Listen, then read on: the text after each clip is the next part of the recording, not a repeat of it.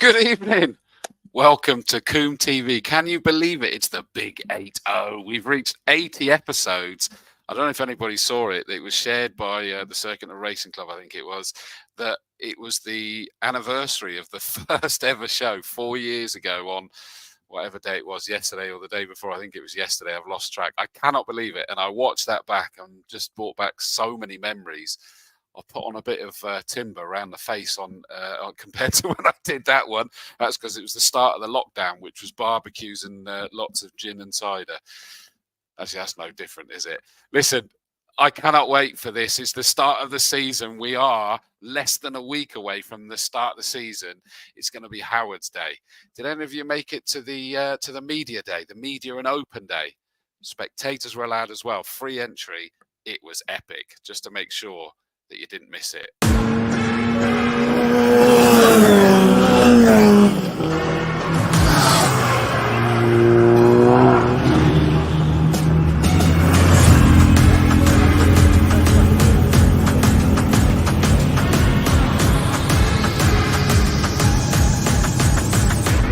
I'm Kat from CCRC Racing Club. Just wanted to say welcome to our first event of the year. We're delighted to have everybody joining us for an open day featuring media, track for the club. Great to have spectators here as well, and although it's a track day, everybody's having some really fun time both on and off the track. I'd like to say a big thank you to our sponsors, My Race Lab, Golf Race Fuels, Samco Sport, and everyone else that's come to join us. Thanks to the media and everyone that supports the club and the circuit throughout the year. Have a fabulous season. We're really looking forward to it.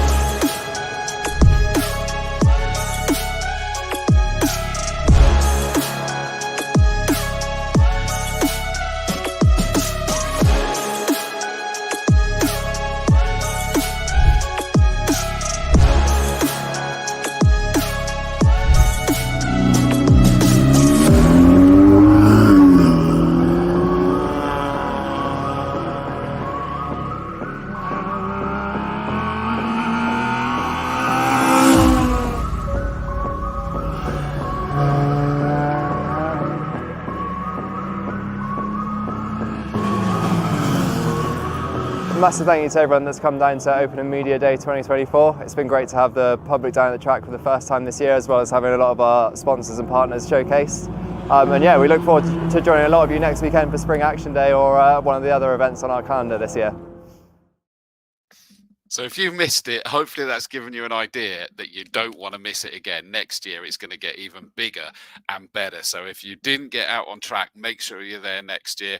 And if you didn't get on the spectator banks and walking around the paddock, you need to. It's such an incredible event. And genuinely, the events team are going to make it even bigger and better. There's no question about it.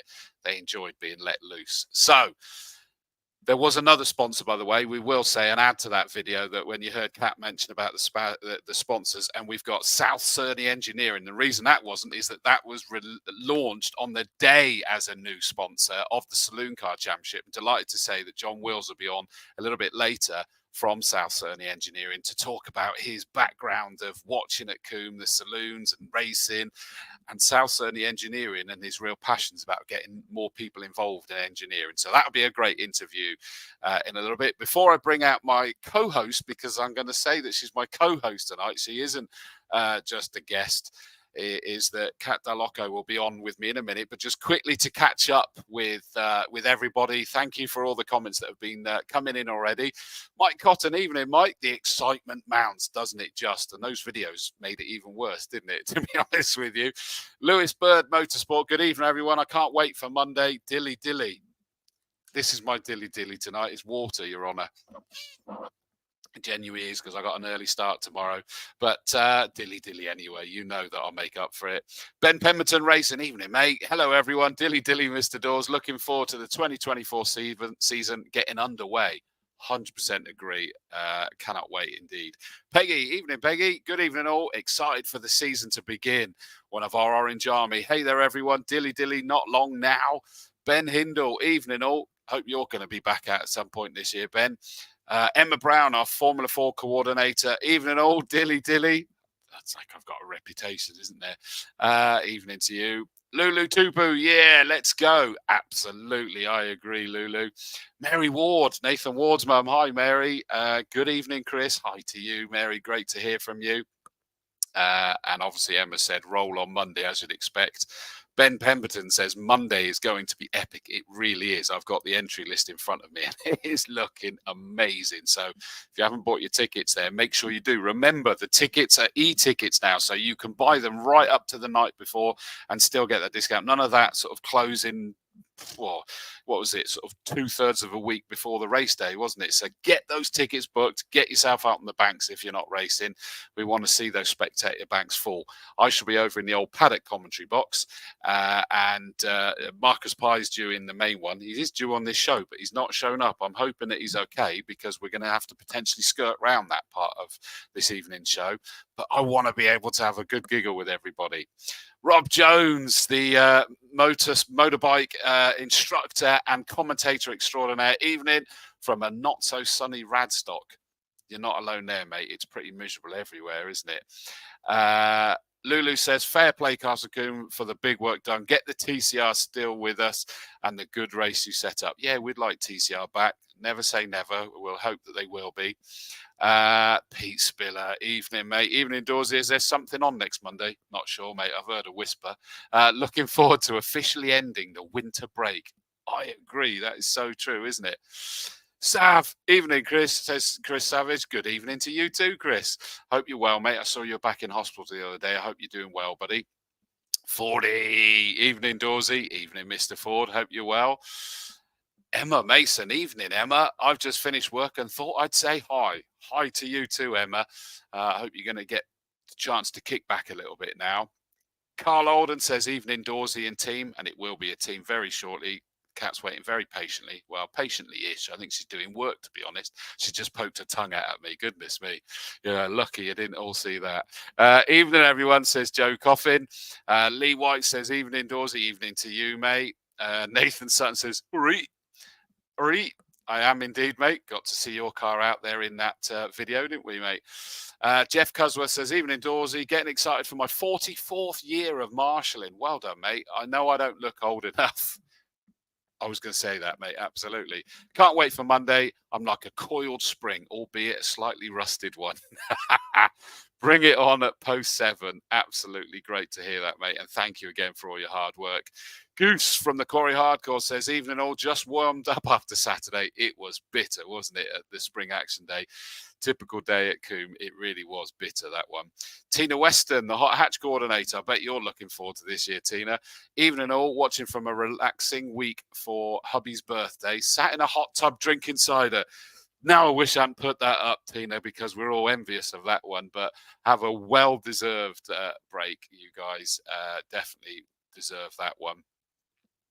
Emma Brown says, just finished work, now to go home and get ready for first race weekend of the year. Woohoo! Alton and Castle Combe in one weekend. Fantastic. Presumably that'll be the Saturday at Alton Park with the British GT, the qualifying days and what have you, because they race on the Monday, don't they, normally? Because I was supposed to be commentating on that, but obviously Combe takes priority. Clive Woodward, hello, mate. Can't wait. Should be great. Hi, all. Clive's on Combe 3 for that weekend, so can't wait to catch up with you then, mate. Stuart Tinker Taylor. Good evening, Chris. Bring the racing on from a camp softcore fuffer fan. He certainly is, I tell you. Hopefully see you Monday. Hopefully catch up with you, mate. I should be in the paddock in the morning before heading round to Old Paddock. I would say if you walk around there, we can say hello, but you don't tend to walk. You stay set at camp, don't you, mate? But if you do wander, that's where I'll be.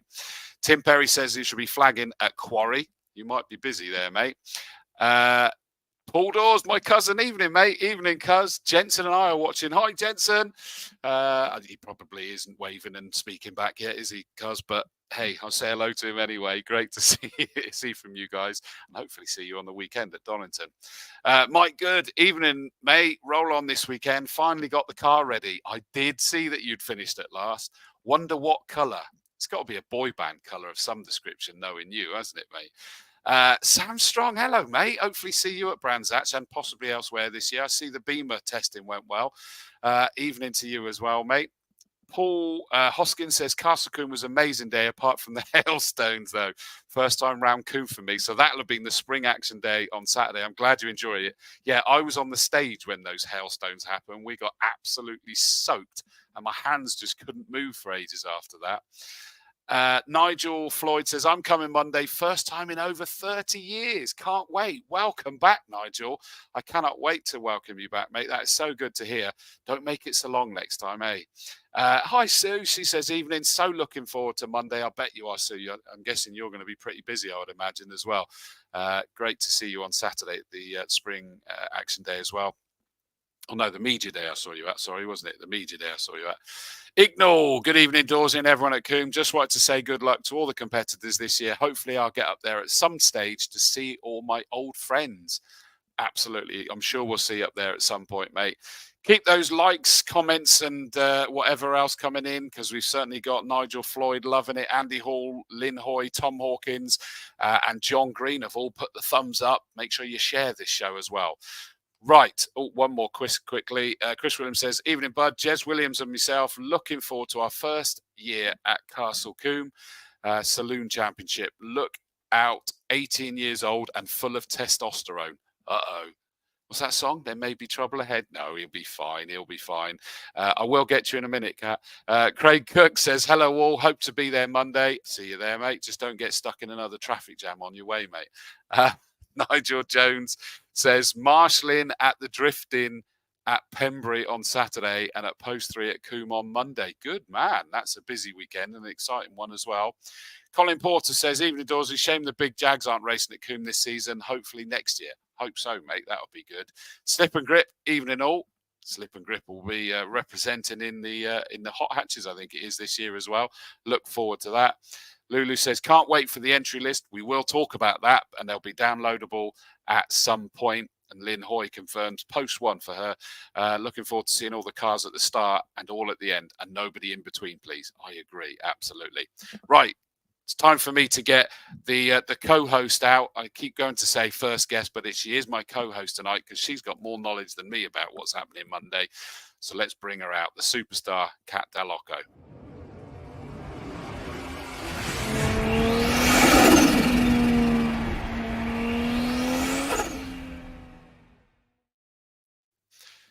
Evening, Kat. Good evening, everybody. That was very patient of you there. I could see you just being, well, it's not like you get a downtime, is it, to be honest with you, anyway? No, I was looking at maps, entry lists, timetables, you name it. But that's good. It's all good. It is indeed. Still the comments are coming in. Creature, hello, mate. Evening, planning to be there Monday. Hope the weather will be better this year. Who knows, mate? Really no idea. And Tim Perry says the one and only Kat. There you go. So big shout out for you as well.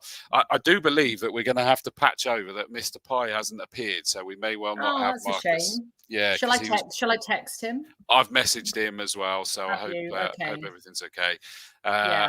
Phil Martin says, can't wait to see you all Monday. And that, I mean, you were listening to all those messages coming in. People are a wee bit excited. It's amazing, isn't it, actually, how it's a bit like starting the job all over again, and you forget how much administration everyone has to do at the beginning of the season. And it's so painful. And I know that it's a bit stressful for some people, but we're almost there. And the really good news is that we've literally packed so much into the timetable. So you can scrutineer, you can free warm up, you can qualify, you can literally go through a set of tyres by about 9 o'clock, I reckon, at this rate. So, no, it's good. And I know that there'll be lots of questions that people have, especially those that we're going to be welcoming to the circuit or to the club for the first time, which is always nice to see. It can be a bit daunting, but I don't think for one moment there's anyone in the paddock that wouldn't be able to lend a helping hand if you've got a query or a question. Come to the Strawfords, see myself and Cheryl and Sue and the coordinators who we couldn't sort of manage without, really. Got another lovely gentleman, Chris, who's joining the team as well. So we should have some strength and support for everyone that's going to be there on Monday. For those arriving on Sunday, just be mindful that it's an Easter weekend, and just if I can just ask for you to pack yourselves in nice and neatly. We've got a lot of cars, drivers and people to get into the paddock on Monday. So, rather than chasing everybody around on race day, if we can start off well on Sunday night, then it should make things a bit easier when we get racing on Monday morning. Agreed, yeah, and we have heard where people just sort of spread out and too many cars. Don't have more than you're allowed in there. Keep within your space. It needs to be policed at some point, but try to self-administer a little bit this time, and it will go a lot better. Mary Ward says, good evening, Kat. Hello. Thank you for my birthday card. Oh, bless. And Caroline Sutton, evening, Caroline. Hopefully I'll see you without your hood up next time. And Lulu says hi, Kat, as well, from watching on YouTube. So they're all piling in and watching. I mean, yeah, that timetable, I've just put up the link there. And in fact, I'll tell you what I'll do. I'll also post it in the comments so that hopefully people will see it in the comments of wherever they are watching. So it's just blasted it out to wherever it's able to.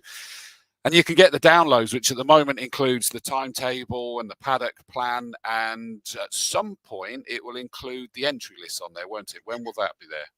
I think I will be in a position to put them up on Thursday. So we're not racing until Monday. And the trouble is, if I put them up too early and we have lots of additions and maybe a couple of withdrawals, then people just start getting a little bit confused about what the final entry looks like. So I think Thursday, once we've done testing, because it's pre-race testing at the circuit on Thursday, then I feel comfortable about putting them up then. If anybody wants to know, if you have a Rev Up account and you are a competitor with the club, you can go in and see who's racing anyway, so you don't have to wait for the entry list to be posted online. But yeah, if everybody's happy with that, I know it's good to get them up sooner than later, but just saves a lot of extra admin if we can hold off as long as we possibly can.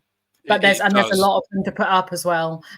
Yeah, quite. And it does make sense, because I know, like, for example, where we prepare on the commentary side is that you need to have a point where that's the entry list, and then everything after that is like bulletin entries to the additions to the entry list, because we can't keep going, oh right, is that a different entry list, where has there been an addition? So we would have already printed stuff up by then. So yes, I agree, is waiting as late as possible makes complete sense. That doesn't mean you people that are thinking about entering, you don't wait as long as you can, you get in now. Yes. We've got lots of Easter eggs to get through on Sunday, so if you can get them in by Friday, so much the better. But you've got the number, you know how to reach out to the club. We'll always do our best to make sure that we get you out on the grid that you want to join. Obviously, if it fits within the MS UK timescale, we're here to help you have a brilliant race experience. We're not here to kind of, do some sales prevention and stop you from actually getting out there. So the regs are all online, registration links online, and you can reach out via social media. There's lots of different ways of getting in touch. So again, I say it all the time, we are a small team. So if it seems like it's forever getting back to you and it's only been an hour, do bear with us, because it can just take a little bit of time to sort of spin all the plates and keep them up, really. But we always get there, don't we, Chris? It's weird how these magical things just suddenly come together and everybody knows what they're doing. The marshals training was superb this year, as it always is. So thanks to Dave Weston and Ed for leading that. I certainly learned a lot, and it just goes to show that there's kind of such a big behind the scenes commitment and team that you just all rock up, and as if by magic, this race day happens. It's quite incredible. I'm still in awe of the whole thing. If only it was just by magic, Kat, we'd all have a much easier life. But yeah, well, I guess it feels quite magical. It feels a bit stressful, but it feels quite magical at the same time. And I'm still determined that Shirley and I will get to watch a race at some point, because it's very weird just helping everybody get their entries in. Obviously, we're keen to take people's money if we can. That helps things, helps the club and keeps things moving. But it's it's very difficult when it all comes together and then suddenly it's 6:30, everyone's gone home, and then Shirley and I look out of the door and we think, Oh, okay. Didn't see Bye, it. bye then. Yeah. Yeah, Where, you didn't see what's a just bit. happened? Yeah, Yeah. but the feedback and the images and the communication that we get during the day, I think we both feel fairly confident that, you know, everyone's had a good time, despite the odd challenge along the way, which is just part of motorsport, apparently. Yeah, absolutely. It's the same the country over. I shall be commentating at Donington Park Friday, Saturday, a day off Sunday, and then at Combe on Monday. And it doesn't matter where I am. There's always the challenges. Some of them fairly similar, no matter where you are, or you know, they have some of their own. So it is about overcoming them. Jeff Cosworth says the one and only cat as well, by the way. But then he says Easter eggs, don't forget post 7. I think that was us eating Easter eggs on Easter Sunday rather than them being distributed, mate. Yeah. If we've got some spare from the driver's chocolate that we give out, of course, I think that there'll be something left over for the marshals. Don't you worry. Yeah. Ben Pemberton says, hi, Kat, waving at you like a loon as usual. Bless him. We love Ben Pemberton. Can I show you something nice, actually, seeing as Ben's on there as well? We've got some new... So, you know, we've always had driver of the day trophies. We're actually going to go medal. Oh, wow. So it's a driver of the day. I don't know if you can see the full print on there, but CCRC Racing Club driver of the day. It's really heavy and it's on a lanyard that's got driver of the day 2024. Oh, wow. So that's quite a nice new addition. Saves a bit of room on the trophy shelf. Yes. And we've also got new first stickers as well. You see those? So that's to put on the car, presumably, when they get you can put it on the car, you can stick it on your wall at home. So it's basically to start kind of collecting. If you come first in class, this is what you'll get as well. Yeah. And that's just a first. There's not like a second or third. We're just giving it as a little, like on the side of a plane, isn't it? Like on the side of a fighter plane. Yeah, exactly that. Yeah, so they're all ready, and we're excited to find out who. In fact, I think you and Marcus. I'm not sure who else is commentating on Monday, but Clive. You'll choose the driver of the day, won't you? And Clive. So you're going to have a lot of people to choose from, Chris. I tell you what, it's quite funny because you guys obviously get us to choose that and message through to you, because you'll kind of go, well, you're watching the race and calling it, so you'll be able to pick out who's doing it. It's like going, yeah, but we're watching so much and having to call it and then go to here and then do this and then do that we go, I don't know what we just saw. What do we pick out? And it can be really hard at times. Yeah, I'll bet. But yeah, we managed to sort of whittle it down somehow, don't we? I think we kind of almost pick a driver per race and then get to the end of the day and go, right, which one stuck out the most? Which is so hard. Definitely. No, so definitely. many deserving winners that you know it's hard to whittle it down, isn't it? But there we go. I mean, the other thing I'm keen to know as well is that we often don't get a chance to find out from people watching Combe TV what they need to know. I'm keen to impart information, but actually sometimes there's a really sensible or valid question that somebody might have for the club, not necessarily for the commentary team, but certainly for the club that maybe they haven't had chance to ask. So if tonight anybody wants to, you know, fire anything at us, if we can't answer it straight away, we can always get back to you. Absolutely right. Yeah, I agree. Medic Mason says, evening all. Sorry, can't be with you tonight in another meeting. We'll accept that, mate. And Kieran Simmons waves, and I'm hoping we're going to see him back out racing at some point soon. Hopefully it will be eventually. Pete Spiller says, be careful for your position here, Dawesy. This co-host makes difficult tasks look easy. Yeah, but it's my job to make easy tasks look difficult. We compliment each other like that, Kat, don't we? We do. It's probably because I moaned the last time because you didn't need me for anything. So I had a little bit of a wobble and said, what about me? So I'm sure that's nothing to do with it. No, it's not. It's genuinely not, because I justified that one to you, and that was fine. Just very quickly, because I'm going to get our first guest out, the legendary Jonathan Wills, who has got even more involved this year. But before I do that, I'm just going to go back to, you did make the comment about the packed timetable. So if you've not seen it, we've got 2 free practice sessions to start with, an open wheel warm-up and a closed wheel warm-up. So that's 8:30 10 minutes and 8:50 for 10 minutes. We then get into qualifying. The Gulf Race Fuels Formula Ford 1600, the South Cerny Engineering Saloon Car Championship. Do you like the sound of that, John? I can see him in the background. Yeah, he's nodded there. He likes the sound of that. The 500 owners, the Formula 500, so the 500 Owners Association qualifying. The Gulf Racing Fuels GT Championship, because they now sponsor that one as well. The Samco Sport Hot Hatch Championship. And then the final qualifying session is at 11:30, which is the CMMC Super Saloon and Tin Tops and the Welsh Racing Drivers Association Championship as well. And we get 2 races in before lunch. So we've got the Formula Fords in their 10-lap race and the South Cerny Engineering Saloon Car Championship with their first of the doubleheader as well, 15-lap race. Lunch break, which includes a grid walk, time permitting and weather permitting, I'd imagine, for the 500 Owners Associations to get up close and personal to these incredible Formula 500s. And they are then obviously the first race after lunch, a rolling start, 15-minute race. Then it's the GTs, the Hot Hatches, the Super Saloons, Tin Tops and WRDA. Then it's the second race for the Formula Fords, the South Cerny Engineering Saloon Car Championship, Super Saloons, Tin Tops and WRDA, 500 Owners Association, Gulf Racing GTs, and Samco Sport Hot Hatch Championship to round out the action. I mean, crikey, that just took my breath away trying to go through it, Kat. Yep.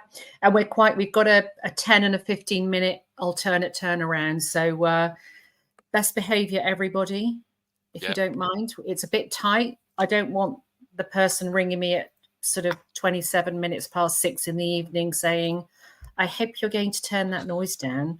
But I'm sure it'll be fine. You sounded just like one of them then as well. It's probably me ringing myself because I want to go home. It could be. Kieran Simmons says he is there on Monday, not racing, but in a medic car. Ah, okay. So you're driving that one. Good man. Well, we'll see you there for that one, mate. That's a step in the right direction to get you there. Should we get our first guest out, Kat? Yeah, let's our only guest as well. But let's get him ready.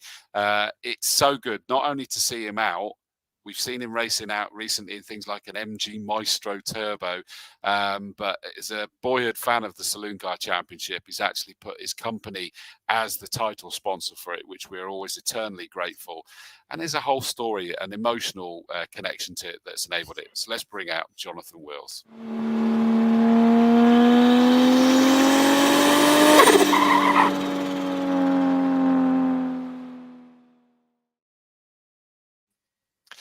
Evening, John. Hello, Chris. Hello, Kat. Hello. Thank you for inviting me on. That's very kind of you and much appreciated. And hey, the least we can do. Are you still at work? Of course. Where else would I be? I'm loving the wall there. That's some great pictures you got there. Well, there's a reason why the Maestro's green and yellow. Okay. That's because, in my opinion, probably the greatest driver ever lived drove a green and yellow car a long time ago now. But tell everybody who is your favourite. So Jim Clark, if anyone reads, but the thing about Jim Clark is he would jump in any car from a saloon, and I think that's one of the shame with the Formula 1 stars today. We only see them in their multi-million-pound self-driving electric powered things, but Jim would jump in a Cortina, Lotus Cortina. He obviously won the Indy 500. Rallying, so his breadth of driving skill didn't matter what he jumped in, and his contemporaries are the ones that state he was probably best. That's from Fangio, Stewart, Hill, and also what's amazing about the guy, his epitaph or his headstone. It says first thing on his headstone is farmer, and Formula 1 world champion. He actually loved just looking after his sheep. The motor racing was a secondary thing, which is fabulous, isn't it? Yeah, one of those guys that I feel gutted that I never got to meet, because you hear so many wonderful stories from some big names, don't you? So, and I can't remember whether I knew that was the reason for the colouring of the Maestro or not. I'll come on to the cars and the racing, but I want to start with really the biggest reason that I wanted to get you on. By the way, Tim Perry says hi, John, one of our Orange Army. South Cerney Engineering, your company, and you stepped up. It was lovely to be able to announce that hot off the press on Saturday at the media day. You decided that you want to get in and support a championship that you've even watched from the spectators' banks, haven't you? So yeah, I mean, one of my first trips to Combe when I was very young, and I remember some of the first racing I saw there, which was the Renault 5 GT Turbo Championship, visited, and then obviously the Castle Combe Saloons. So from a very young age, I remember watching that championship there, and also you very much remember the sponsors attached to that championship. So we go back to Paget that sponsored it, Handy Gas, Mobile Windscreens. So sponsors that attach themselves to championships that get mentioned in the press and people come to watch, they very much get ingrained in history. And one of the advantages of being a sponsor is that you stay, you know, you're attached to that for in perpetuity, like, you know. So, and South Surrey Engineering was a company my brother and myself took over about 4 years ago. It's a company that started around the end of the Second World War, and we'd actually used it. We were sponsored. Mice was sponsored by the company back in the mid-90s, and we'd used that company to make bits for the car. So our association with the company and the championship go back for a long time. And the company was going to be wound up, and we rescued it because it was allied to our restoration company, which is Cotswold Classic Car Restorations, and we use it for doing head refacing, crank regrinding, block honing, boring. And we need the service, and it was a shame to lose it. So my brother and myself decided, you know, perhaps we should take it over and try and put some energy back into the company. And on the back of that, and obviously the attachment with Combe Saloons,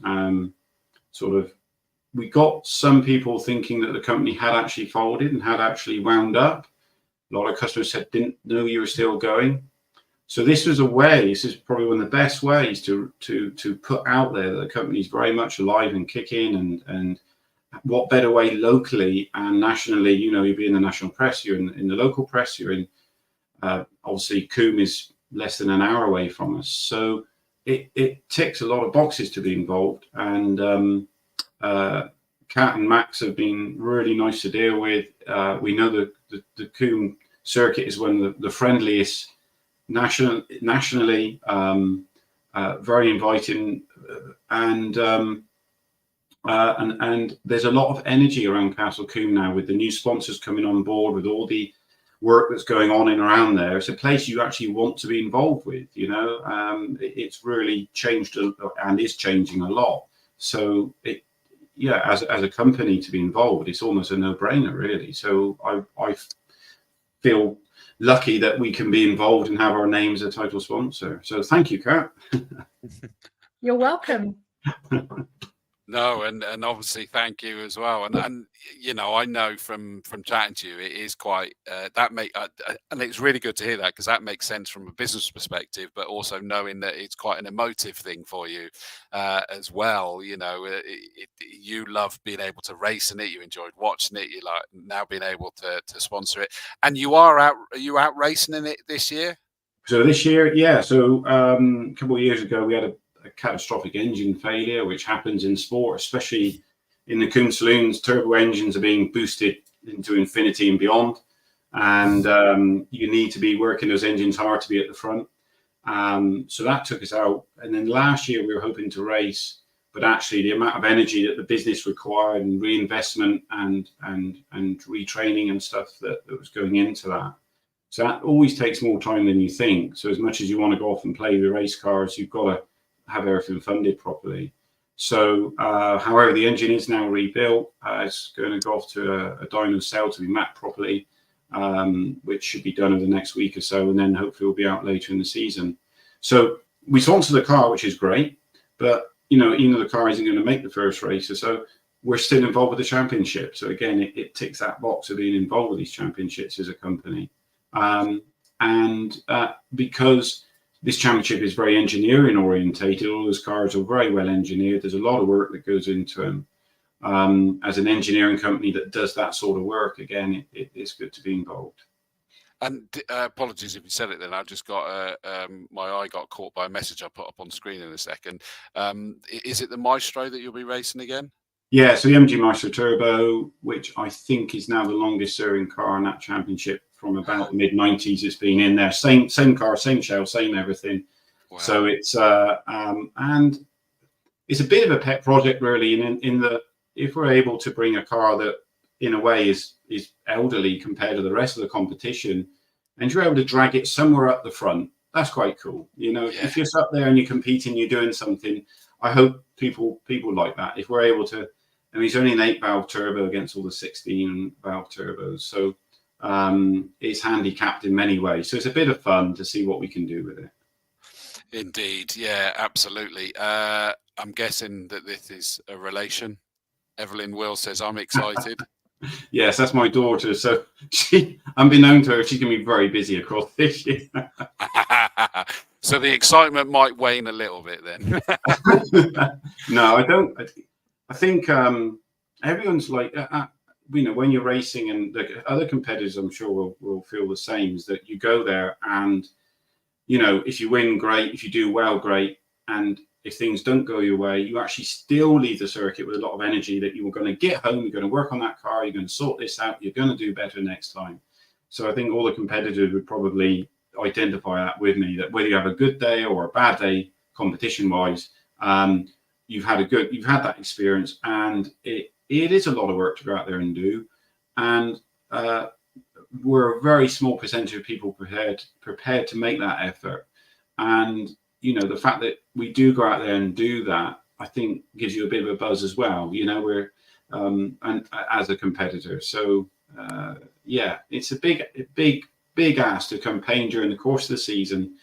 And if you go out there and do it, yeah, it's a feather in your cap as an individual. Absolutely right. Hence, you know, someone who knows that well. Sean Deacon says, even and all, can't wait to get racing. Looking forward to seeing them, mate. Different class this year as well, bud. So I look forward to that. Alan Jenkins picks up on your Jim Clark comment. He said, well said, John. Still leads GP Grand Slams, apparently. Yeah, absolutely. He is 100%. Yeah, incredible. Still holds records. Yeah. Absolutely superb. One of the things we briefly touched on, John, that would be good to just get you slightly expand on, is that you were saying that one of the other reasons for wanting to get involved, you know, the South Sony Engineering name, is that how there, and someone was telling me this the other day, is that there seems to be a waning number of youngsters getting involved in engineering, and there's a real desire for you to sort of like bring it back into fashion again. Is that, I don't know whether that's the right way to say it. I'd use the term crisis. There is an absolute crisis in, especially for South Sony Engineering, to find people that want to stand at a crankshaft grinder or boring, block honing, and the maths and intellect that's required to work to thousandths of an inch putting this stuff right. It's technically a very challenging job. It's very rewarding. But we live in a world that's going away from us. It's more software based, and you know, and we are really struggling to recruit people into industry. It's not promoted enough in the education, early education, that computers are great and fantastic, but actually very, very few people are capable to, you know, machine a crankshaft and not have it tailing off, or, you know, and I'm hoping that we're going to come up with some more ideas, hopefully, with Kat and Max, on how we can use the championship in different ways to promote engineering of what we, you know, in our sphere, if you like. And you know, we're looking at recruiting from South Africa. You know, that's you know, we run adverts to, but it's not only me; it's all my industry. So what happens is that right across the UK, there's lots of little engineering companies like South Sony that were boring and servicing local garages, skimming cylinder heads, crank grinding, when they would rebuild engines. Now, and I do mean a large number of these companies are now going by the wayside. People are retiring. The sons don't want to take the business over. And they're saying the machinery is being sold off. The machinery is going abroad. It's being sold abroad. Machine shops are shutting up. So if you went back 20 or 30 years, looked at South Cerney and then looked at its competitors in the area expanding out over 50 miles, and now look at what there is. We got people bringing work to us from Newcastle, from Cornwall, you know, that ring us up. We can't, and they're saying to me, we can't find anybody to do this. Can you help? And it's like, yeah, we can. But then they're asking, when can you do it? And it's like, well, we don't really have, you know, we're working to 10, 11 o'clock every night trying to keep, you know. So if we can somehow help spread the word or show what's involved and show the rewarding parts of the job, and so yeah, like I say, how we can encourage people and through the sport as well, that would be good. So well, I mean, I think it was, I remember now the conversation with someone that's saying that they've been waiting for like X number of years to get their engine rebuild back. And I was like, well, why are you leaving it with that person or that company then? Why can't you go somewhere else? And they're going, because there's very few and they're so busy that it's taking that long for them to get through everything, et cetera, because people are, you know, the youngsters are kind of going, well, how much longer is left in that, working on these true engines, real engines, before we go, like you say, computer or electric cars or everything. And it's this difficult situation. And yet there is so much work there that's an oversimplification of the situation. There's still longevity in there. I mean, Peggy Spackman, whose fiance does a lot with Wiltshire College, says the college students are always looking for places to do work experience as part of their course, but can never find anywhere to take them on within the motorsport industry. And it's like a really tricky situation, isn't it? It's not, like you say, there's not enough places out there still doing it, and there's not enough youngsters learning how to do it to carry it on. We would love to find the right youngsters, and we have approached local. I mean, I'll speak to Peggy maybe later, which would be interesting. So we've had instances where so for instance, the last work experience kid that came to us, his father came in on the second day, and I can't remember the kid's name, but basically said, Johnny doesn't like doing this, so he won't be in again. And that was his work experience. How chance have we got? So what's frustrating though is that kid took something away from someone that may want to do it. I mean, the person before that was a 19-year-old, and he came in and he came in at about midday it was, and he said, I'm looking for a job. He'd rebuilt his motorbike engine, everything. I said, great. So I sort of brought him into the workshop and I said, look, if you can work with that guy this afternoon, just do what you're told, listen to what you say. If you don't know what you're doing, ask questions. That'd be great. I was quite direct because I don't really have time. So he said, oh, okay, I'll go and see my mum and then I'll come back. Cool, that's great. He never come back. Wow, really? He just disappeared. So and we have been through we had a really bright kid where he did 2 weeks work experience, and he was really sharp, really switched on, and everyone that worked with him complimented him. And he came in after 2 weeks and he said, I've changed my mind, I want to go filmmaking. And he went. And so if we're able to be fed by Wiltshire College, people that appreciate what it takes, and you don't learn it. You don't learn it in 2 or 3 years of an apprenticeship, 5 years of an apprenticeship. We lost a gentleman called Jeff. He was about 72 years old, and he worked for South Cerney since 1970, basically. Nearly 50 years he'd done that. And every time we worked on an engine, you know, it's like, you know, my brother would say to him, like, Jeff, we got to, you know, whatever the engine might be. And he goes, well, if that's a 1938 model, you'll need to machine it from left to right. Otherwise, you'll crack the block on those. And it would just be this constant stream. And he picked that up over a lifetime. And what's really sad, he sadly passed away suddenly. If we could have downloaded that knowledge, you know, but you don't. So it's, if we can encourage people, and if we can integrate that with racing, with the excitement of racing and competing and developing engines and pushing them to their limits, and also the classic side of motoring. And I will say there is a very bright future for anybody that wants to do this, because there's not many people doing it. And you know, you think Goodwood Festival, or, you know, these ICE, you know, these internal combustion engines, they're not going anywhere.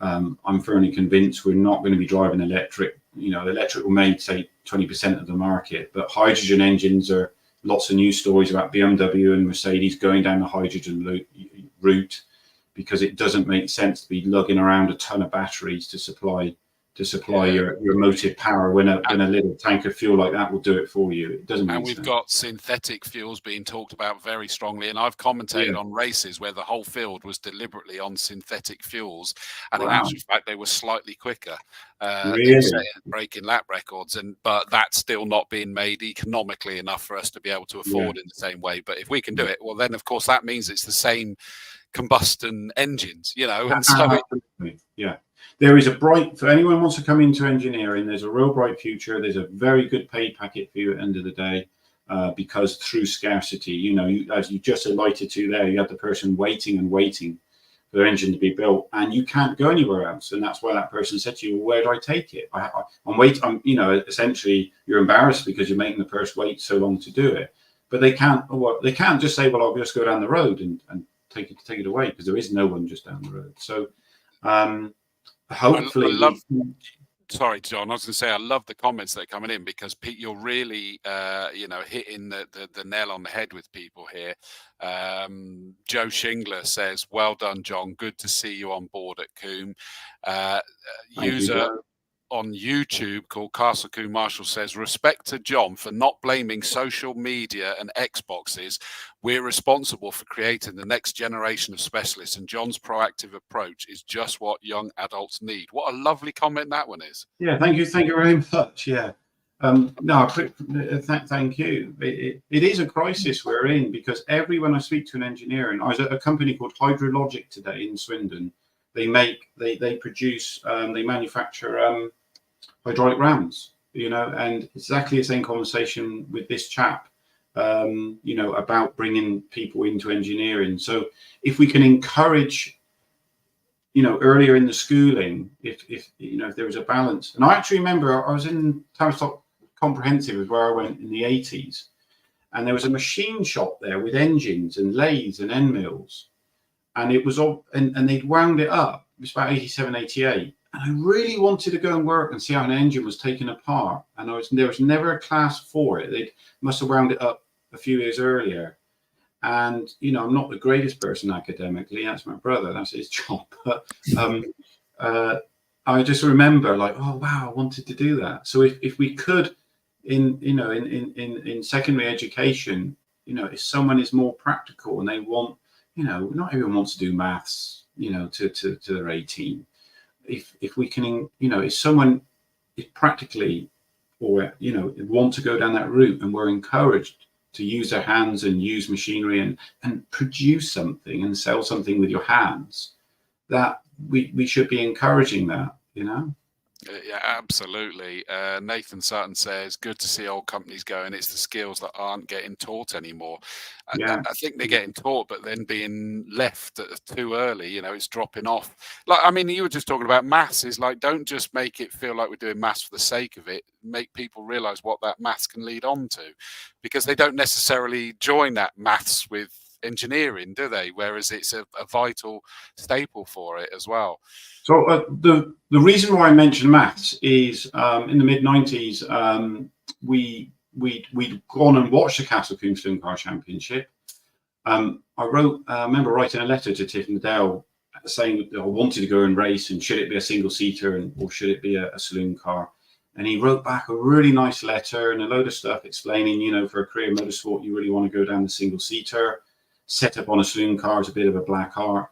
Well, you know, being the sort of person I am, I totally ignored all his good advice and bought one of the most awkward saloon cars you could buy, because nothing had been developed for it. So when we went to saloons to race, the reason why we decided to race Maestro Turbo was when you looked at 0 to 60 times, you know, this is very schoolboy stuff. So you looked at all the 0 to 60 times on the fastest front-wheel drive hot hatch. So Renault 5 turbos, RS turbos, Astra GTEs.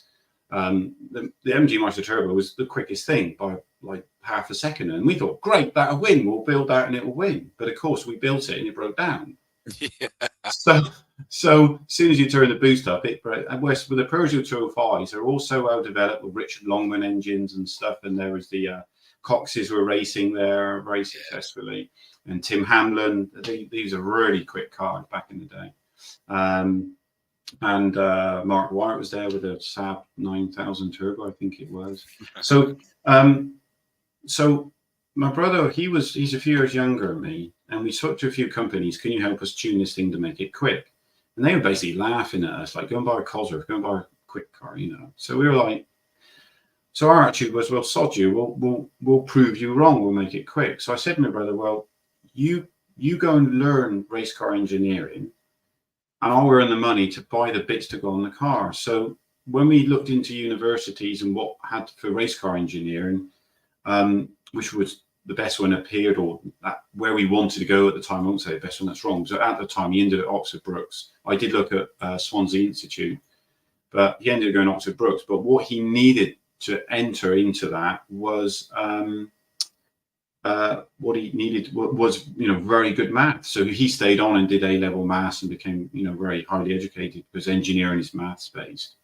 And that's how it went. And then he ended up going to Oxford Brookes, and then we were working with people there, such as Jeff Goddard, who helped us develop the engine as well. When we had problems, he'd help us problem solve, or he'd make us sort it out ourselves, make us find the solution. And that's why I mentioned sort of maths, and then it led him into Formula One and working for McLaren and people like that. And interestingly, in that time, Formula One changed. So in the early 90s, there was quite small groups of people run the teams. Now the teams are 800 plus people, and you're just part of a committee. So the cars built, apart from Adrian Newey, the rest of the cars are designed by committee. So he actually gets more fun working in club motorsport than in professional motorsport. I can believe it. I definitely can believe it. It doesn't surprise me at all. Alan Jenkins says, John, what fantastic comments. The industry needs people like you. Oh, thanks, Alan. Thank you. And Mike Cotton says, not everyone is cut out for university. We need more technical and trade courses. Yeah, I agree 100% that maths for me is hopeless. You know, I'm not great academically, but then, you know, if you set a task and practically you understand the task, that's where you sort of, you know, your courses, your day release or whatever, are really good for those people. Because again, like I say, someone might be able to do something very practically, but they're dyslexic or whatever, and they just can't, but they know how to do it. So what we want to do is try and encourage people in the most friendly way and allow them to find their way using their own skills, you know, what comes to them naturally. And, you know, point putting a square peg in a round hole, you know, so we want to encourage every way we can, and being inclusive as we can, which Combe is, you know, Castle Combe's a circuit, and Kat and her team around her are very, such a friendly team. And anything you got, any questions or anything, they're always so helpful. And that's worth mentioning. It's worth mentioning. Agreed. I agree, definitely. I love the phrase, picking up on you saying about the square peg in a round hole, is that one of the bugbears I have with education, my daughter's 12, so she's now in secondary school, is that they seem to just be hell-bent on teaching fish to climb trees. It's like that not everyone's built to go and do the same thing, and we need to give that freedom of finding out, and that's, I'm very, very passionate about that as well. Ben Pemberton Racing, very special guy, this guy that we'll hopefully get on at some point, because he is championing autism in motorsport, he being autistic himself, and we'll have him on at some point, because it's a big thing to champion. And he says, really well said, John. I'm not quite a youngster anymore, but I have a passion for motorsport, and I have an engineering diploma, including manual machining. Could I help at all? Of course, 100%. In any way we can encourage people, because it's not even necessarily, we got so many customers coming to us. You know, if you want to give your customers a solution, so if they come to you, we need this done by, you know, 3 weeks time. If you're like, well, we're not physically able to do it, but we can take it to Ben down the road. He could sort it for you. You know, Yeah, it's about yeah. providing a solution. There's enough work out there for everybody, but we don't even have anybody we could hand it over. You know, that's, you know, this is where we need lots. We need, you know, lots of little machine shops, you know, up and running. And you know, there's some very, very talented individuals, and they work out their garages. They've got little lathes and end mills and bits and pieces, and a lot of this stuff can be done in a relatively small space. You don't need huge garage space because you're not doing whole cars, you're doing bits of cars, and then the machinery to do it. So you know, there's I mean, there's a local chap to us, very, very talented, just works out of his shed, earns very good money, seems to have far too many holidays, so I don't know how he's managing now. So that's because there's not enough of him, so it's but, you know, he's able to I mean, charge what he my wants. answer to Ben is like, yeah, shoot us an email at South Surrey Engineering, or we'll catch up at Combe one day and have a chat and see what you've been doing. So yeah, please. I'm hoping to be at Combe on Monday and have a chat with people and just introduce myself, and so come and say hello, and like I say, hopefully Kat and me and Max can think about doing other things with the championship and other little bits that we. So I don't want to just be putting stickers on cars. I want to be, if we can be a little bit more involved and think about ways that we can get the competitors or the spectators, give them some other experiences as well through South Surrey. Yeah, that would be good. Well, I think, you know, you know, I was expecting to have a sort of, I don't know, 15-minute chat with you about sponsorship and race and everything, but it's opened up a really hot topic that I could be speaking to you for ages. The comments coming in are just fantastic seeing all this. I mean, we've got Steve Price says, saw the Maestro at the media day hiding in its trailer, looking forward to seeing it out racing again this year. The Rover Vitesse parked alongside it was awesome as well. I love the SD ones. They are just awesome piece cars. They're lovely, right? Yeah, that's another one of yours, isn't it? So that was lovely. That was lovely to see out. Tim Perry says, I always find it easier to learn by doing than from books. Absolutely agree with that. I had a tour round. Obviously, I live in Swindon, and we've got at Swindon College, you've got the Institute of Technology, sort of own building and own thing, and the setup they got for engineering in there, they gave me a tour around it, is just incredible. They got these one bit that's like these whole bays with these curtains that go across where you can learn welding. You've then got all the machining shops with just the setup in there is just incredible. So hopefully it's sort of like they're really trying to put a lot of effort into this. Another one of our Orange Army, Chris Rear says, Sir Bernard Lovell School did this in the early 70s. I did 3 days at school and 2 days at Soundwell College doing engineering. Oh, wow. So that's exactly what he's on. Yeah, that's what he's talking about. Exactly. Yeah. Sam Strong gets his little one started early. My little girl is 4, the best garage helper I've ever known. She'll take an apprenticeship. Your wife's pregnant again, mate. I'm happy to hear that, but he's abusing his wife, saying that she's going to be rolled out like an Oompa Loompa by the sounds of that. Don't get yourself in trouble, mate. Don't get yourself in trouble. John, I mean, Kat, is there anything that you wanted to add to this? Because, I mean, I could just have John chatting about this all blooming night. No, I think, I mean, for me, I don't have that technical knowledge or experience of the sort of motorsport world, but I think it's probably clear, really. It's about building those relationships with people, isn't it? And, you know, I don't have the answers to lots of these things, but if I know for sure that the most experienced people that I will ever deal with will be the drivers and the mechanics. So, you know, if we can be there to help sort of facilitate, you know, a good relationship with the circuit and, you know, look at sponsorship opportunities and engaging more people to come and race, then,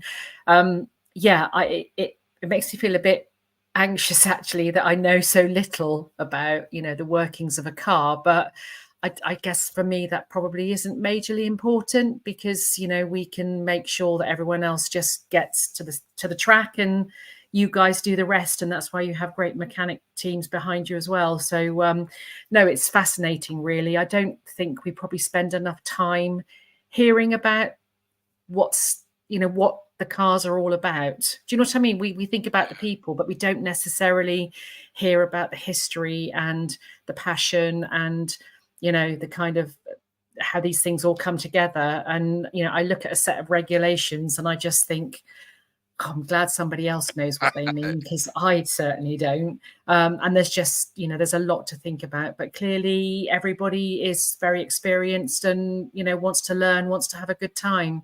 So, but no, I'm pardon? Yeah, all the right contacts. You know, that's the thing that we're touching on. They either want to know themselves and be able to do it, or they want to have the contacts that can do the bits that they don't know, which is why you get people sending their cars off to engine builders and things like that.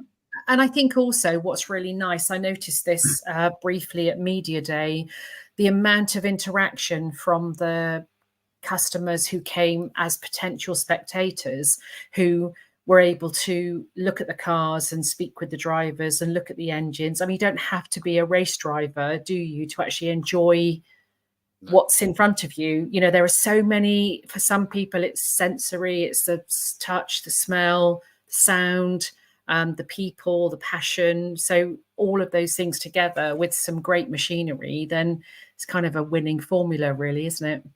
It really is. There's no question. I mean, John, you must, if you're going to be there on Monday, you're going to love seeing those Formula 500s there that were there on the first race day at Castle Combe.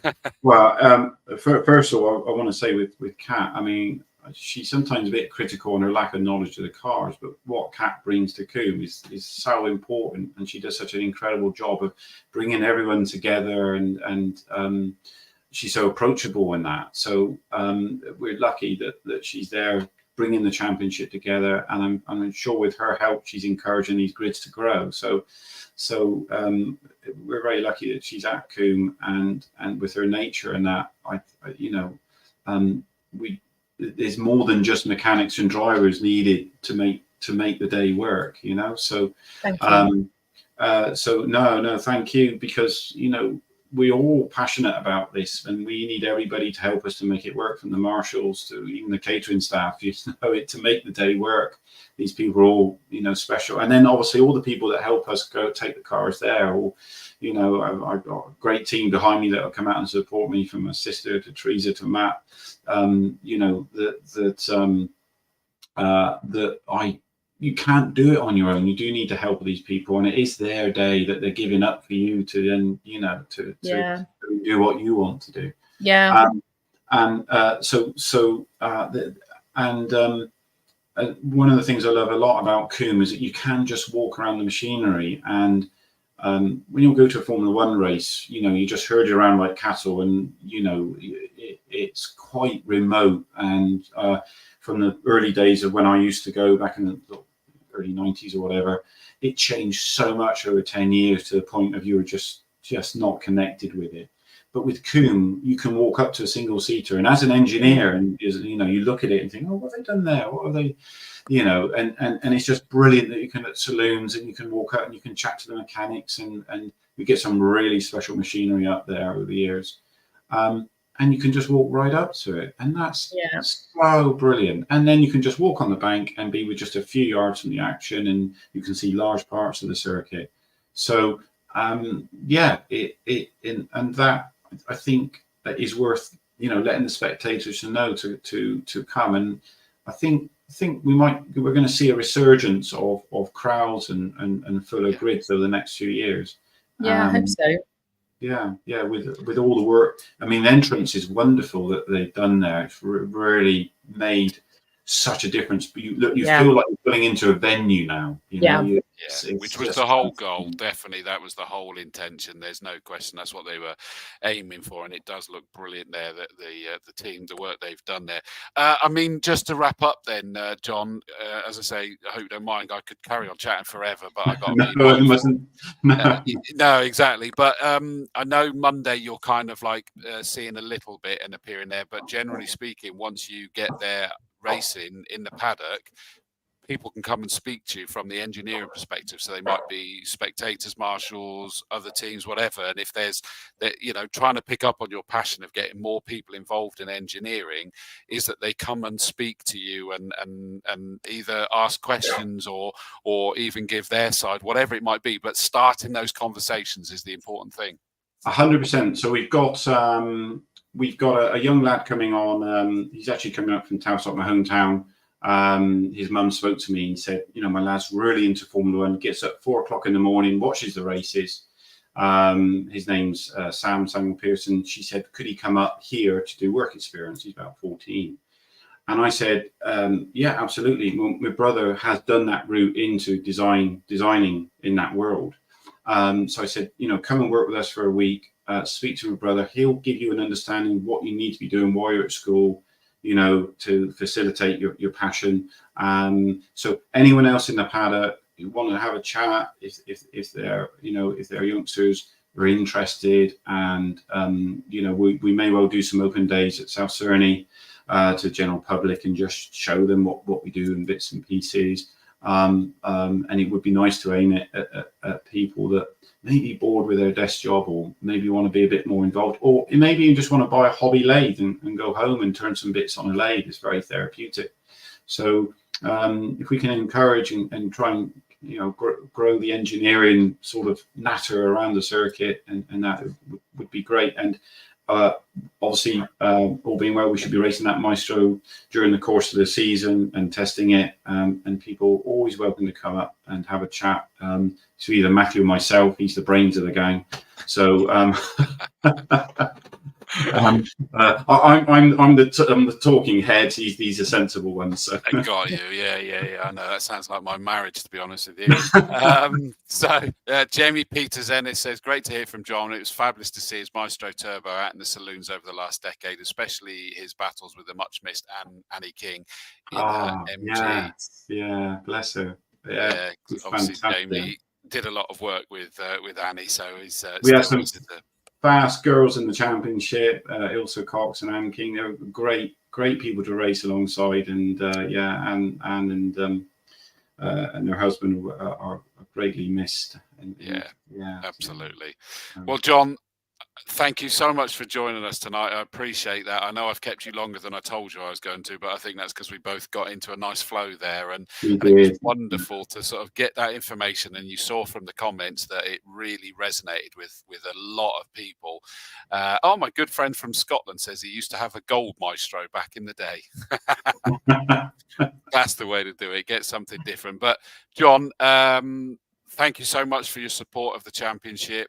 And your ongoing battle to sort of bring engineering back to the fore, and see if we can grow it back out again. Let us know if you're going to have these open days. I think it's fair to say, Kat, isn't it? Let us know when they're there, because it makes sense for us to promote when they're going to absolutely. Always looking for social content, things that might be interesting, that have a connection with, you know, with the club, with the racing world, with people absolutely. And passion. Yeah. And we're hoping that we can grow the grids in the Combe saloons. I mean, I remember racing there was 45 cars. We had 4 or 5 reserves when we did turn up. And it's one of the fastest saloon car championships in the country. There is some ferocious machinery out there.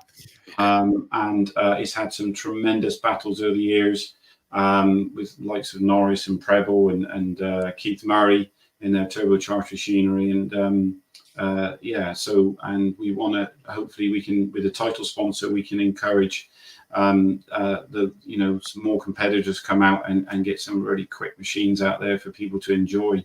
So well, very quickly to whip through this entry list for the saloons, it makes sense while you're still sat there. So Class A, we got Harrison Chamberlain out in his Golf GTI, Dave Spiller in the Audi TT. They found some good speed over the winter, apparently. Bill Brockbank in his new Seat Leon Cooper that looked gorgeous on the We saw that. It did look lovely. Yeah. Beautiful, wasn't it? And he's leaving that paint job as it is now, apparently. Beautiful. It's just stunning. Adam Preble in that indecently quick Vauxhall Astra. It'd be great to see that back out again. Yeah. Pete Elliston in the Volkswagen Golf GTI. Class B, now this one intrigues me. Daniel Williams out in the Grant Motorsport prepared Audi A1. Oh, that's new. They think this is going to be an absolute rocket ship. If you think Simon Thornton Norris in that Mitsubishi Colt, it's as powerful as that, but slightly lighter. Wow, that's going to be a tool then. I think it's going to be a beast, that Audi A1, so keep an eye out for that one.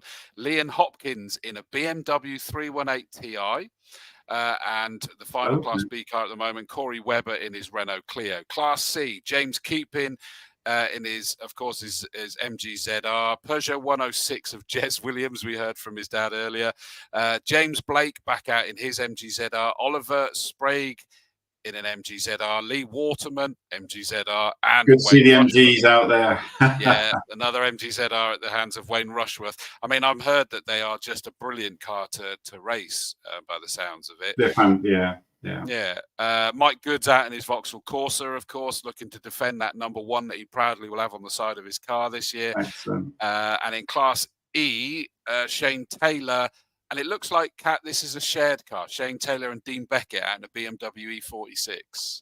Yeah, they're coming along. They're going to come and try the championship. So they come along as an invitation car. Yeah. That sort of came in yesterday after sort of a nice long conversation about what the Saloon Car Championship had to offer, where they race normally. You know, did they think it was going to fit what they were looking to do? I think they've both been to Combe before in various capacities with track and stuff. But so that'll be good. And although they're joining the invitation class, with a bit of luck, who knows, one of the two of them may decide that, you know, they want to come and sort of join the championship fully for the season, which would be great. You know, assuming they're doing a race apiece in that car then, or something like that. That's the plan, which you can do in the invitation class, Yeah. obviously, so it won't sort of affect any championship points for all the other drivers that are taking part. So, you know, I think, again, it's something that's sort of quite new to me. But if I start a conversation with somebody who expresses an interest in joining a grid, you know, whilst I might not be able to answer all those questions, I'll do my absolute best to ensure that they have the information and they know where they might fit, and that, you know, come and try. And I think I kind of had the feeling this week that there seems to have been some really nice increased positivity. So I think that, you know, the media and open day probably gave us more exposure than perhaps we would have had maybe this time last year. And I know it's tough out there. You know, there's been a lot of talk about, you know, people sort of really thinking twice about, you know, spending their money on that hobby. But yes, so to answer your question in short, they are new to us. I think they've raced with the 750 Motor Club and Classic Sports Car Club previously.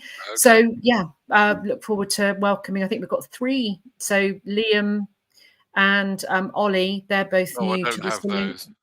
Ollie, Liam. Yeah, sorry. I thought you meant in the invitation class. Yeah, and Oliver Sprague. Yeah, they're new to me. So they're both new to the Saloon Car Championship as well. So it'd be great, you know, to have some new, fresh people that we can welcome to the family. I think things are a little bit less tight. People are prepared to spend money and come back because the numbers seem to be up already across the country. Yeah. So the appetite's back there, and that's great news if we're tapping into that. But these two coming from Walton on Thames, Shane Taylor and Dean Beckett.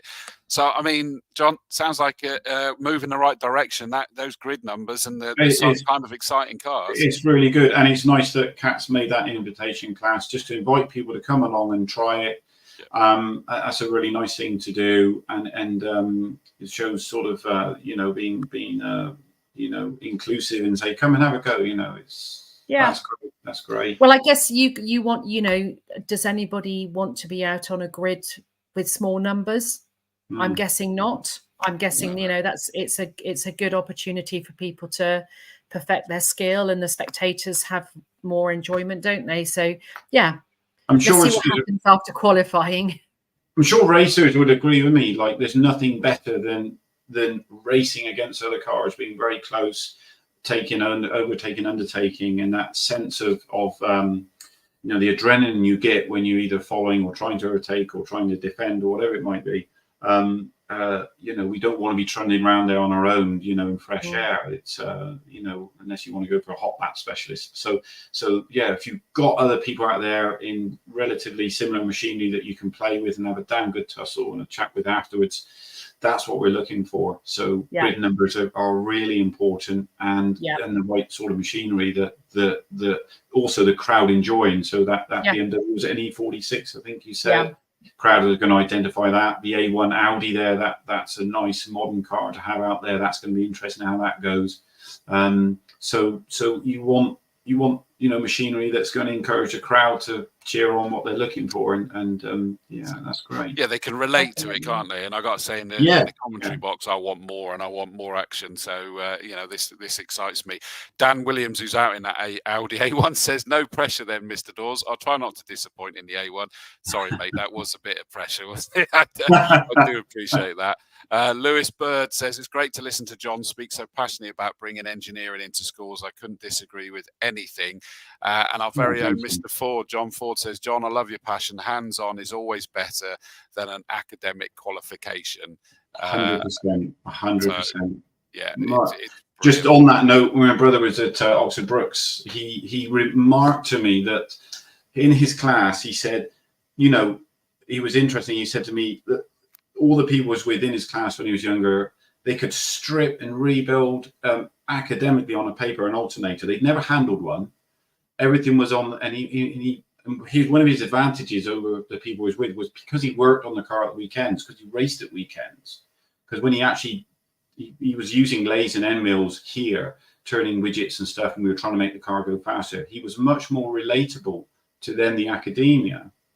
Whereas a lot of people in his class, they had it, all on paper, but they needed that relation into actually physically doing it to understand thread pitches and pulls and all that, to actually understand it. And it was something he was a little bit critical of, that you need that hands-on. It's not just, And that, even to this day, he's now about 40. So even to this day, when he's in the design office at Alpine, and he's interested in things that happen around him, and because of his hands-on experience, he has a different take on things.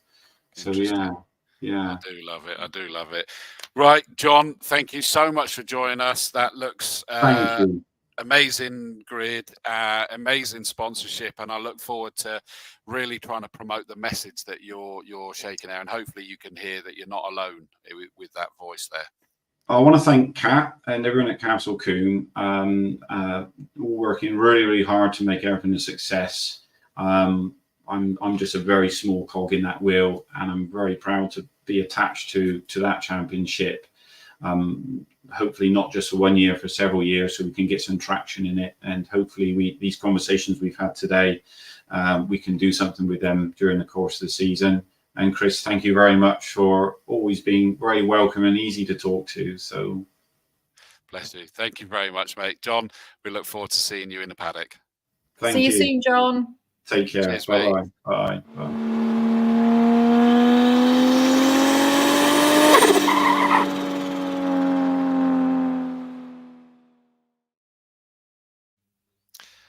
Wow, Kat, absolutely fantastic interview, that one. I loved where that went even deeper than I was expecting, and it was so lovely. The viewers really interacting, and it resonated with them, didn't it? So thoroughly enjoyed that. Right, before we kind of go on for too long, I think we need to almost rattle through this now, don't we, to be honest with you, the entries, what have you, just to say that Marcus apologises that he's not on. He had a family emergency. And glad to hear that everything is okay now, mate. But obviously, family take priority, rightly so. And he did let me know about half an hour ago. So that's why we're not going to talk in great detail about the Formula 500s. Forgive me that I can't fill the gaps in too much, but that's why Marcus was going to come on.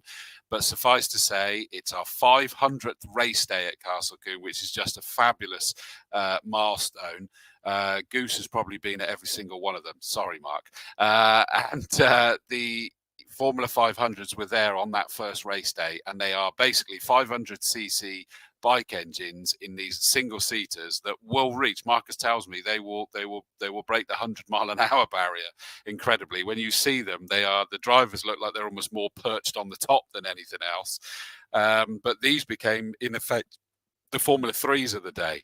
And therefore is equivalent to what we have at our Formula Ford races, being sort of like a real club level single seater. So absolutely amazing that we're going to see them up racing. And just quickly, where have I got them? The 500s, the entry list for that. Oh, I do have it because I printed it out here. I mean, what have we got? 1, 2, 3, 4, 5, 6, 7, 8, 9, 10, 11, 12, 13, 14, 15, 16, 17, 18, 19 cars, Kat, in these amazing Formula 500s. Yeah. And the nice thing is as well, because this is just my proof here, but if you get, there's going to be a souvenir program that will be available on the day, as there is always a program, but this one's a souvenir one. And as Chris can show you, the grid walk is the 500, so you can kind of get on the grid, and hopefully, weather and time permitting, you can read a bit more about them in the souvenir program, and obviously get the picture signed if you want to. So yeah, I've not got really that seen for them. the That's grid it. walk. Yeah, For the grid yeah. walk, you've got that with the cars out there. It looks wicked. Yeah, they're very excited to be back with us as well on such a special race meeting. So that's exciting. We just need a little bit of nice weather, and all that to kind of come together, and it'll be fabulous, no doubt. Fine, we'll have fun anyway. And they haven't been at the circuit for 2 years. 2 years ago. Yeah. At the Autumn Classic. So that's the Formula 500s. Amazing they're with us. They're going to be absolutely bonkers and cool races. Just quickly, the messages coming up. Tim Perry says, bye, John. Great to hear from you. David Vass says, hi, Chris and Kat. Looking forward to seeing you both on Monday. I'll be spending the day in the box with Marcus. And I did wind Goose up. Here he is, 56 years in total. So I wasn't far off, probably. Matt Coyle joined us during that piece, and I waited. He, of course, is our Saloon Car Championship coordinator. Just got home. So looking forward to Monday. Kat, what chocolate is involved? 8th season for me, and it's going to be the best. Chocolate bunnies for all. Chocolate bunnies. I like that one. Fair dues. And Steve Pryor said, media day was brilliant. First time I've been, despite spectating at Combe for 26 years. It was more relaxed being a test session rather than a race meet. I was able to have a chat with a few of the drivers and get a really good insight into their car prep and setup. I'll be there Monday to enjoy the 500. Good man. Glad to hear it. Let's carry on with the visiting championship. So we've got the CMMC, so the Classic and Modern Motorsport Championship, or Club, Super Saloons, and the Tin Tops, and their Intermark Silhouettes. The Intermark Silhouettes are actually in with the GTs, aren't they? Yes. So the Super Saloons and Tin Tops from CMMC have the Welsh Racing Drivers Association with them. And then I've just noticed that draft on the program is inaccurate because it's got the Intermarks in there. I think they've updated that since then. And the Intermarks have been invited because they had such a big grid at really short notice. It's one of those things that's happened quite quickly. The Intermarks are going to come and race with the GTs as a part of the GT Championship. So it's not a split grid or anything like that. They are all registered as GT competitors for that race meeting. So probably the biggest GT grid that we will have seen in some time, I would imagine.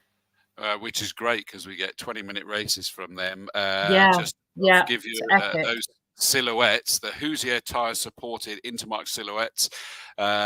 Plenty of circuit knowledge. Expect Russell Humphrey, I'm sure we know that name, to be a leading contender in his Vauxhall Tigra. Keith White from Glastonbury will be keen to challenge last year's senior champion Paul Knight. Keith has a very smart BMW Z4, red from memory, whilst Paul uses a trusty Tigra. Colin Smith uses a Ginetta G40 body shape, whilst more Tigras appear in the hands of Phil Spinks and Philip Blackford. Further variety is campaigned by Baz Johnson in a Pontiac and Mick Robertson in a VW Corrado. Of course, that's just the shapes of them. It will be interesting to see how they face up against the local GT drivers in what should be a good couple of races. I will do the GTs in a minute, but just to complete the information from the CMMC, in the Super Saloons, you're going to love these Super Saloons. Plethora of BMWs take on a Holden Commodore V8. I just cannot believe that. A couple of Audi TTs, a rapid Peugeot 308, and a classic Mark II Ford Escort. And Rod Burley himself in his, I think he's out in his BMW, isn't he?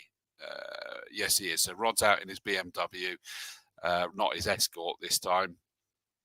What did I see? Some notes on this. Martin Reynolds now has a 2.5 litre engine in his Mark II Escort, so that'll be impressive. But the biggest engine will be the Holden, driven by Andy Woods Dean.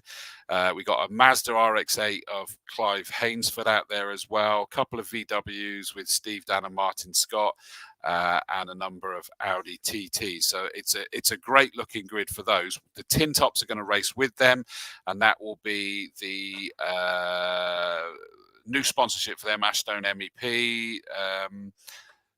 We've got quicker runners from mixing it with the super saloons, probably, most notably Chris Bassett in his Peugeot 306 GTI, plus Matt Rowling and Neil Gardner in their Honda Civics, Bob Hosier in his Seat Leon, Sam Hayward has moved up to Class T1 in his Renault Megane, Ken Angel in his BMW 328, and then Rick Scalzi and Ian Seal in their Ford Fiestas. So a big mix of those.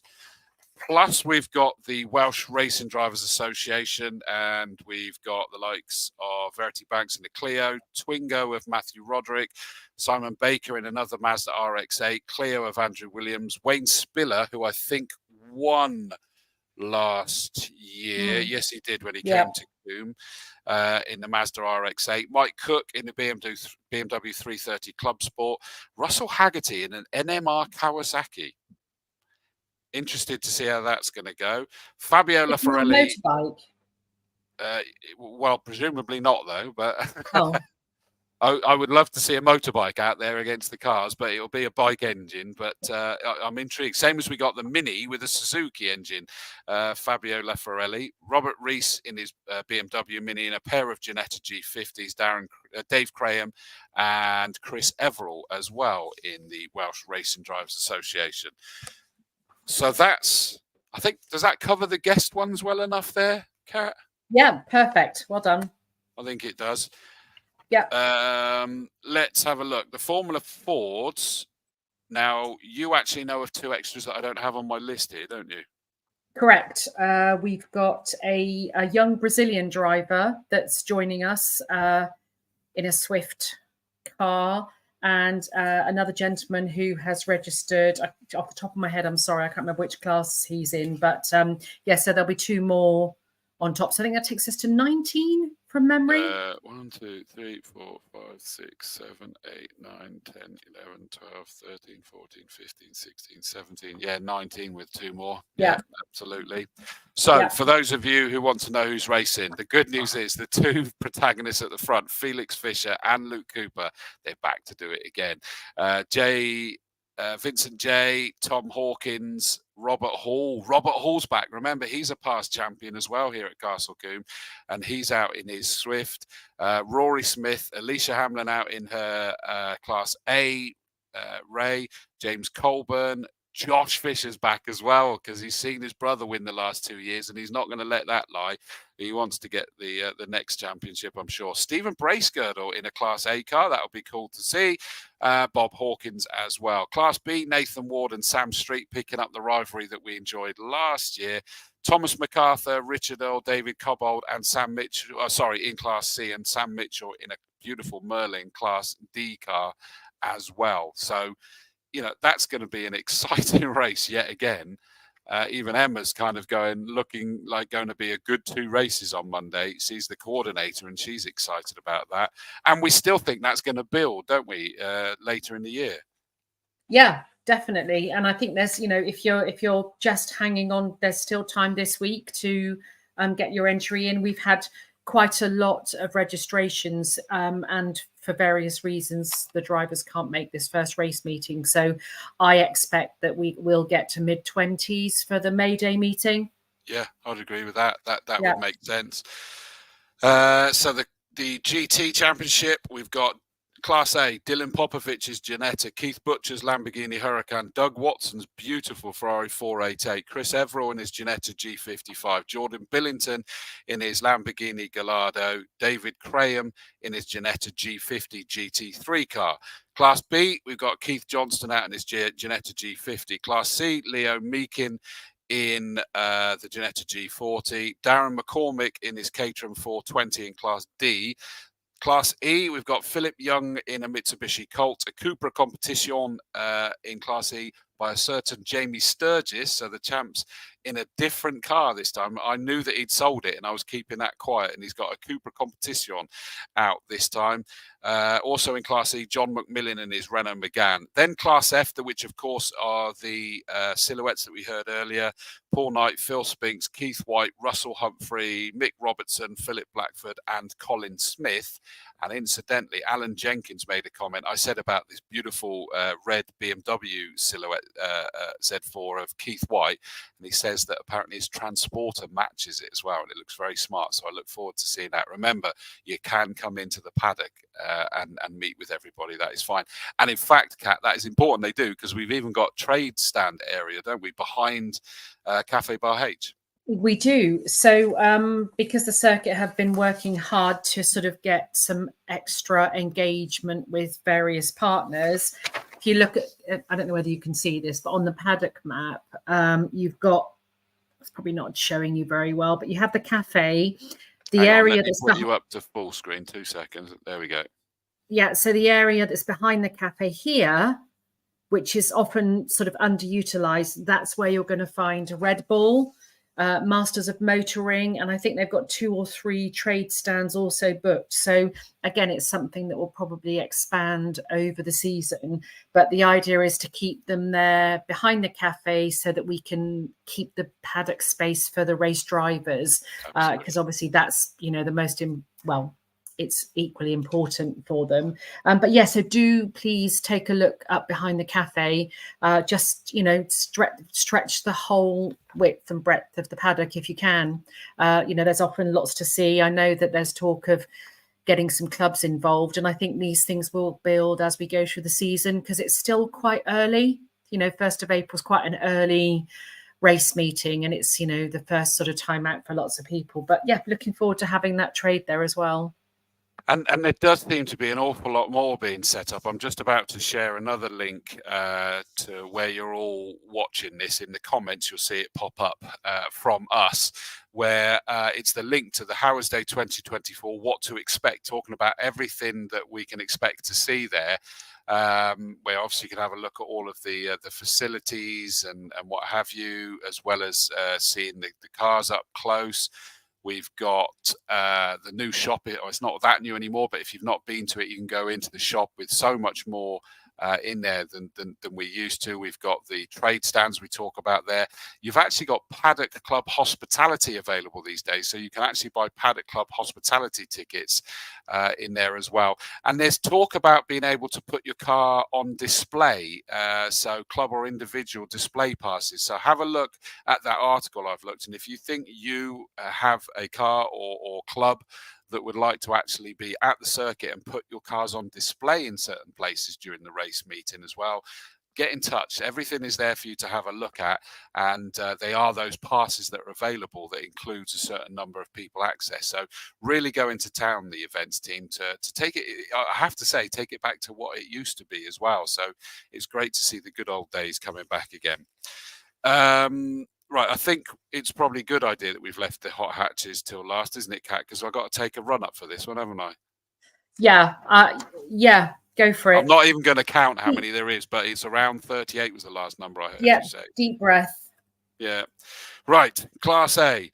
Nick Gwinnett, Jason Stack, Julian Fisher, Dan Parsons, Graham Cox, Daniel Rowe, George Kimber, Tim Adams, Tim Fuchs-Bell, Justin Holloway, Mark Williams, and Joe Hathaway, who Joe Hathaway is currently sat in a hot tub as well. I saw his comment earlier. Sorry, I missed to put that one up, Joe, but I hope you're not falling under the water there, mate. Class B, Ray Ferrari Nut Ferguson, Jeff Ryle and Sean Deacon. Class C, Jake Olden. Oh, good to see you back out, mate. Julian Ellison, Adam Wilkes, and Daniel Sajadian. Class E, Oliver Kingston, Crofton Woodhatch. Now that is Grantley Woodhatch of Grant Motorsports' son, and he's destined for some big things if Grantley is judging correctly. Toby Wilcox, Erling Jensen, maybe. We'll wait and see on that one. Gary Franks, Ben Pemberton, and Max Gray. So all those Class E, of course, is the mini sub-championship, of course, to some extent. Class F, Dan Brown, Anthony Cooper, or Tony Cooper as we know him, Matthew Johnston, Craig Tompkinson in that wonderful Vauxhall Nova, Ross Parker, good to see him out in the Slip and Grip and Wiltshire College Honda Civic, Joe Dorrington, and Sam Stride in what are normally ridiculously quick Honda Civics as well. So I think it's safe to say, Kat, that's going to be an exciting pair of races. I think you're probably right, actually. Yeah, I mean, we did at one point have a reserve list of about 6, but, you know, the nature of motorsport being what it is, over the last couple of weeks, we've lost, a couple through, a bit like John was saying, really, engines not being ready, people not being ready, lots of things not being ready. So I think, to come back to that size of grid is still really impressive. Took a bit of work with the timetable, making sure that, everybody was timed and scheduled in the right way, so that if there's a little more turnaround time that's required, not suggesting that that's always the hot hatches, of course, but because it's a championship, it's, it feels it's all to play for. Do you know what I mean? There are points available this time. And whilst I, again, am not the most experienced, I'm guessing that that's going to mean a lot to a lot of people, whether you're looking to get a point or more. So we need the numbers in these grids, don't we, to actually maximize point opportunities for everybody that's racing. Exactly. I mean, it's just going to be epic. There's no question about it. Like you say, the fact that we are switching that to hot hatch is so good. Lewis Bird says that's a great hot hatch entry list. I can't wait for my car to be ready now. I can believe it. Tim Perry says, breathe, Dorsey, you're not wrong. Peggy says, very exciting. Won't be there myself until hot hatch first race due to work, and I'm not trading this event either, but perhaps we'll bring the stall to the next one. Yeah, bring the fudge along, definitely. Obviously, she'll be supporting her fiance, Ross Parker. Good to see Ross back out racing again, actually, because he took a bit of hiatus from that with all the work he was doing with slip and grip. I cannot wait for it. I mean, Kat, it just reads to me like an incredibly exciting race day. There's nothing that jumped out at me that is going to be right, let's rest while this one's on. There's nothing that's going to allow us to catch our breath and slow our heart rates down. No, I think, and we've looking at the timetable, I know people have a little panic about, scrutineering to start with. So just on that note, we are going to still be taking part in the 25% of scrutineering. So it won't be full grids unless there's a reason why we should. So it'll be 25%. I've almost got my list ready. We'll pick 25% of each grid just randomly, and I'll notify you by email, probably by Thursday, end of play. And you'll scrutineer, warm up. There's still some space on warm up. If you're looking to do that, you just book that through your RevUp account. It's free. Again, it's not, it's not compulsory, but if you haven't been out on track much yet and you just want to have a couple of, familiarity laps out there with some of your some of the cohort, then that's the way to do it. But we had 20 minutes of spare time on the timetable, which is why we popped that in at the beginning of the day to give everybody a slightly easier start to the day in terms of, haven't done my admin. Oh, I forgot to apply for my license. Oh, I haven't signed on, And it's probably worth making sure you get yourself noise tested as well, because I know Absolutely. It appears there's like been a national recalibration of I don't know whether it's the noise levels or the noise readings. I don't quite know what it was. At Donington Park, there was an issue where things suddenly weren't passing.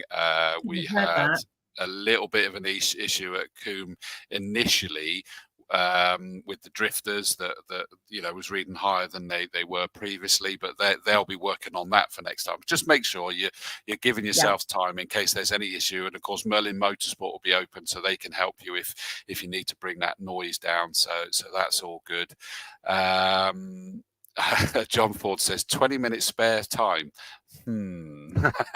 just for you, John. Yes, I don't think that tends to last, does it? Goose says, looking like Combe is getting back to where it used to be a number of years ago, which makes the season look very exciting. I agree.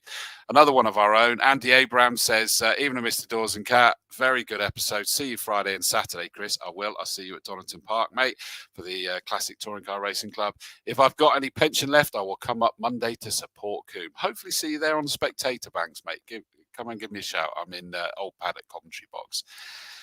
Anything else that we need to say, Kat, make people aware of? I'm just looking at my checklist. One thing I would like to mention is that I don't know whether anybody can recall, but towards the end of last season, we welcomed the motorsport chaplaincy team. And they came and just kind of had a nice kind of quiet walk around the circuit, said hi to the marshals, and they're really there as a sort of second line of support. So if you're having a stressful day, or something's not quite working out right, or you need a break away to talk to someone, because it can be quite a tense environment, can't it? And sometimes it can all just get a bit too much for us. So they're going to have a little chaplaincy van, which is going to be parked next to the college stand by the main entrance. So say hi to them. They'll be walking around, sneaky feeling they're coming to watch the motorsport, if I'm honest, but obviously I won't mention that to them. So that's nice. And really just bear with us over the next couple of days if you're waiting for something to come back. It is just myself and Cheryl will be there on Thursday. So, we have a lot to do in a short amount of time, but we will get there. And we do appreciate your patience when you're, waiting for something back. And I just hope everybody really enjoys their season and has some great racing, and the spectators enjoy watching, and the marshals have fun putting fires out and all that sort of stuff.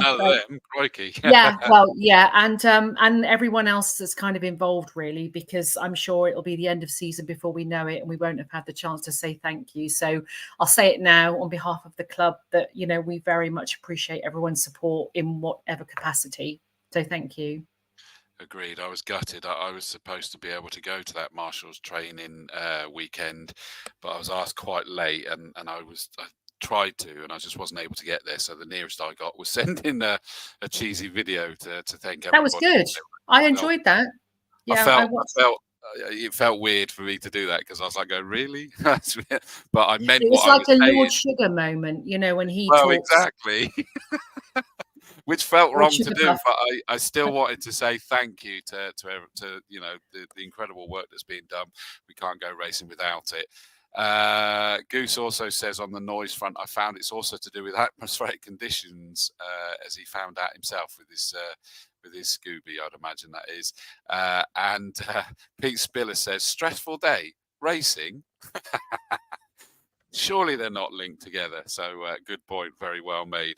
I think that kind of wraps everything up now, doesn't it, Kat? I think we were hoping to do this in a slightly shorter show. So thank you for bearing with us, everyone.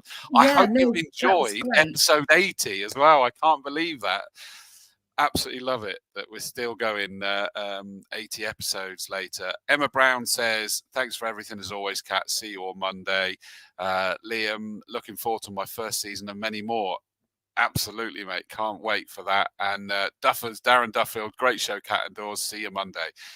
Indeed. Kat, thank you so much for coming on and being my co-host. Oh, no, thank you for having me. That was really, I always enjoy being involved. Thank you.